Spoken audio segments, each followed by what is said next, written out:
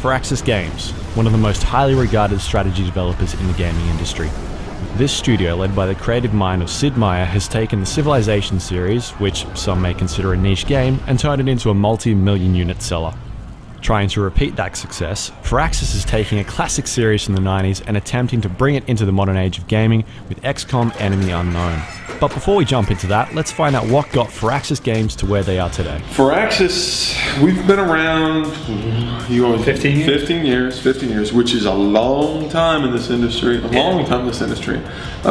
we sort of rose out of the ashes of Microprose. It was still around for a while, but you know, Sid, our glorious leader, he's the founder of this company, and obviously everybody knows Sid Meier. He's the godfather of games, and we're required by law to call him that every time we see him. Godfather.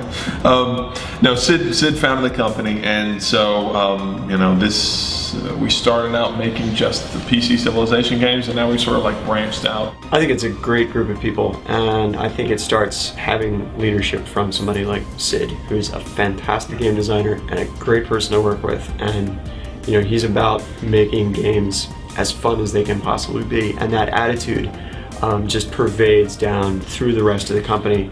And so, you know, people come here, they love the atmosphere, they love, you know, the projects they're working on, and they stay. And we have, you know, very low turnover relative to a lot of other studios. Civilization has been a phenomenal success, and it was the first game of its type when that came out, and it has really helped carry the studio. And it's funny because you're right, you say niche, but it's a multi-million seller, and right. There's a lot of people that love that game. So it's not niche, but it's the only one of its kind. And so that's why it kind of makes sense for us to make XCOM, because it's, you know, we can say without cynicism, you know, we can honestly say to people, XCOM is the only game like XCOM. You know, we can honestly offer people an experience that they haven't had before. War is upon us. We are experiencing heavy casualties. Our operatives represent the best our nations have to offer. They are aided by our most advanced technology. But still they fall. Looking back at the original XCOM series, Game Planet was intrigued to learn that the developers not only wanted to acknowledge the look and style of those games in this reimagining, but wanted to draw upon the real world's own perception of what aliens and UFOs might actually look like. The original game, it started with the sectoids, with the little gray men, you know, and the first things you shoot down in that original game are these little disc saucers, these small things. And so, you know, I think they had it right, that idea of like, as a player, you know, we sort of want the player to have this backstory about UFOs and aliens, and we want to use that backstory. We want to sort of like co-opt that backstory. You look at you know, the internet stuff, and like the thin man with the slender man idea, and you know, there's all sorts of images of what people think little gray men look like, and maybe there's a reason why they're all very similar. But yeah, so there are places you can look for some of it. You know, I think a lot of what drove us were those things, as well as some of the things we didn't want to do. Like I said yesterday, we really didn't want to follow the Geiger look, or, you know, and it's really hard to do something different with something that's been done so many times. And so when the player comes in with an emotional connection to a disc and Little Gray Man, we want to use that. But then very quickly, then you want to show them something new. You know, reveal to them, okay, well, what if UFOs look like this? And show them new forms and new shapes and stranger aliens. While playing off people's own minds on what Little Grey Men might actually look like, the developers still wanted to take inspiration from the original series. I think the art team did a fantastic job where they would start with, they would sit down with Jake, start with that original sprite of an enemy, and you know, it looked, you know, the floater would have the big, you know, pink head and teeth and the red cape, and they'd say, this is what makes the floater a floater, gameplay wise. What can we do to modernize it a little bit? Still make it look menacing, but uphold the spirit of that original 2D sprite. And it was a tough job. It was. But they did a really, really good job. If you, our team, they have a cool presentation where they have them side by side, and just to see the evolution of the original to our version of the enemies. You can still tell that it is derived from that alien, right. but it clearly belongs in a video game in 2012.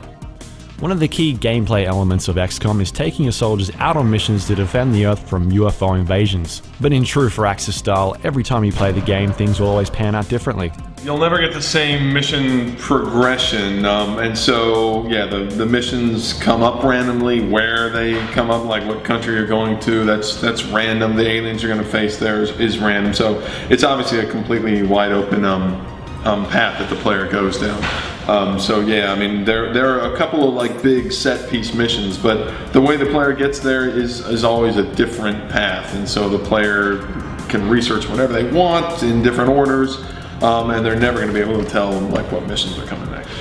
You know, XCOM's a challenging game, so even if you play at normal difficulty, it's going to be a challenging experience. And then, of course, above that we have Classic, which is kind of a nod to the original game, saying that the Classic game is very hard. And then above that we have a difficulty level which we call Impossible. It's called that because it's meant to be very, very difficult, almost impossible to beat. We do have one guy. One guy did it. One guy did it.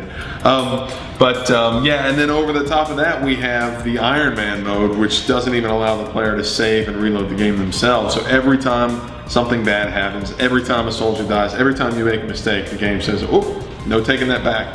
And that adds, for a challenging game like this, that adds an incredible level of challenge over the top of that. So yeah, and just, I mean, the replayability that you touched on, I played through multiple times now, and there's so many elements of whether it's the tech tree and research or items that you didn't even touch on in the foundry or engineering. Yeah. You have an instant incentive to go back in again, or environments that you haven't seen. I mean, when I fired up my second game, I'm immediately going to new places around the world that I did not see in the first one.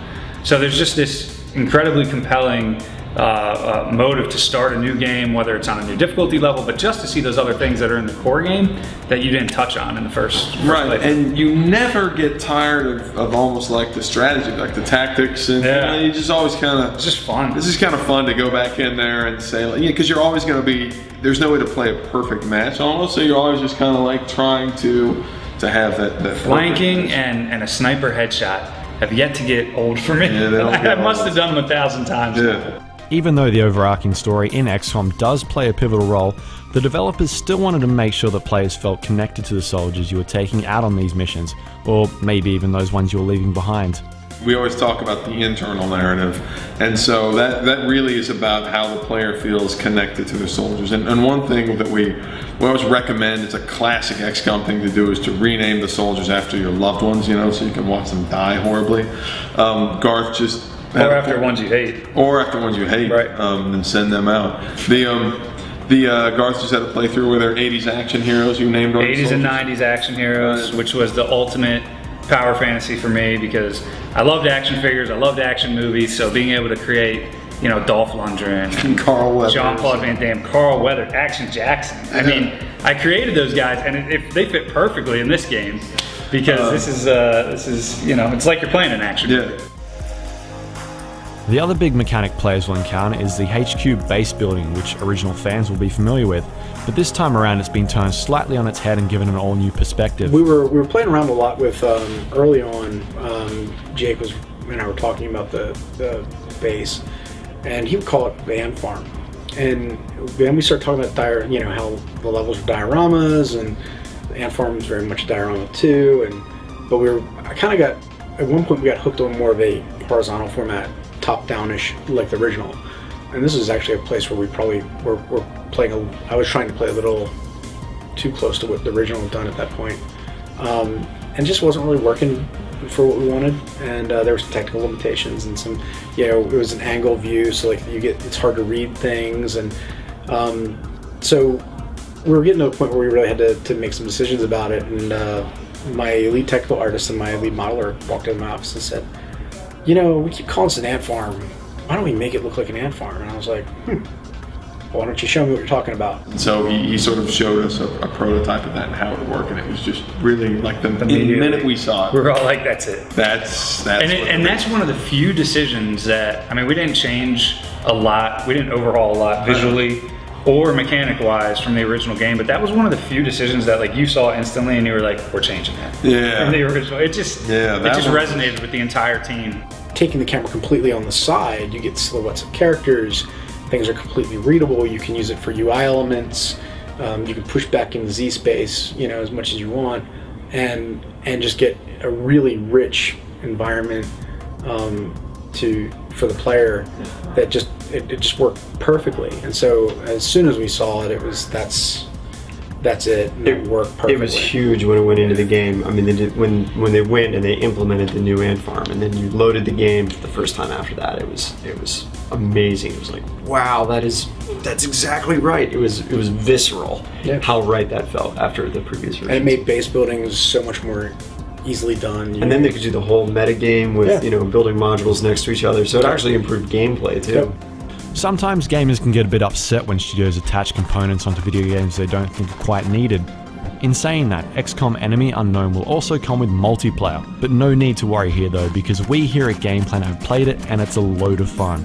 But how exactly does multiplayer work? Fairly straightforward in terms of how it works. You know, you've got one player has a squad, the other player has a squad, and all it is basically, all you have to do to win is kill all the soldiers or all the units on one squad.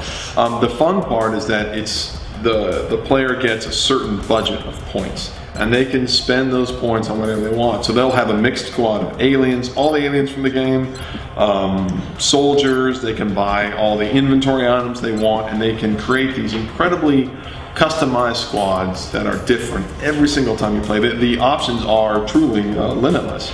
And so the great thing about that is that there is no perfect squad. There's no perfect squad makeup. You're always going to run into somebody with some new strategy, and then you're going to have to come up with your own strategy. And we've seen, even in the short time we've had it and been playing it, it's just this sort of endless variety of gameplay. Yeah, someone comes up with a new strategy, and every they're day. like, oh, how do you beat that? And somebody beats it, and it's just been going on.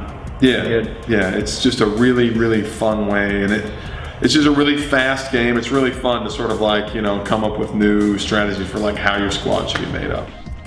With multiplayer being introduced, Firaxis has a lot of customizable options available to the player, and also has plans to make sure the community gets updates and tweaks to the online component as soon as possible. You can change the timer. The point values, yeah, I mean, which allows you then, of course, to create squads of anything you want. It's actually something we're very excited about, is because everything is point-based, we don't have to worry about, is this unit overpowered, is this unit underpowered? Instead, all we have to do is, and we can do this on the fly instantly, we change the point value. So if that unit is overpowered or people are using it all over the place, we just turn the point cost up, and people are going to have to find new strategies because they'll go over the point limit with that unit now. So it's ways of, we have a very subtle way of adjusting and balancing after the game comes out.